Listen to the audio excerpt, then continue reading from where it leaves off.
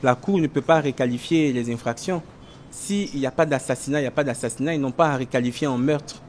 Je pense que cette requalification a été faite dans le but de condamner absolument les accusés. Et c'est bien dommage. Ça, c'est la première chose. Deuxième des choses, c'est le caractère injuste de cette décision-là.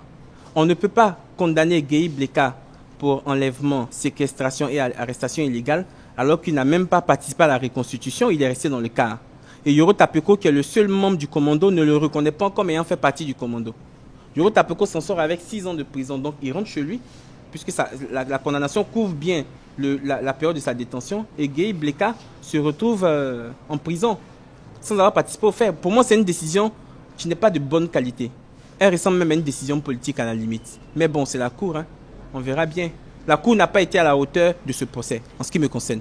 Il n'y avait pas d'éléments pour qu'on les condamne. C'est ce qu'on attendait de la Cour. Je suis complètement désolé. À partir du moment où il n'y a pas assassinat, la Cour doit tirer les conséquences des événements. Je suis désolé. Il y a eu des condamnations pour faire plaisir à certaines personnes, certainement.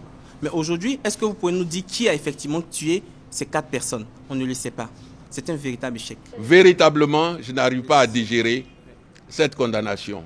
Mais je suis sérieusement déçu parce que c'est une décision forcée qui n'a rien à voir avec le droit. Requalifier cela pour pouvoir condamner ces accusés-là, je dis qu'on n'a pas fait du droit et c'est véritablement dommage. Que ce soit 1 an ou 1 jour de condamnation, moi je dis c'est la même chose qu'une condamnation à vie. Parce que pourquoi jouer ce cinéma-là? Vouloir dire qu'on les a condamnés à 18 mois, nous n'avons pas besoin de faveur. Nous voulons que le droit soit dit, nous voulons que ces condamnations soient justifiées. C'est dommage et c'est véritablement dommage que ce soit ainsi. S'il n'y a pas eu de préméditation, aujourd'hui là, qui fait dire que c'est Doboblé qui a tué? Si Doboblé n'a pas tué, s'il n'a pas enlevé, on le condamne à 18 ans, pourquoi? Même dans la fable des animaux malades de la peste, l'âne n'a pas été condamné aussi durement que cela.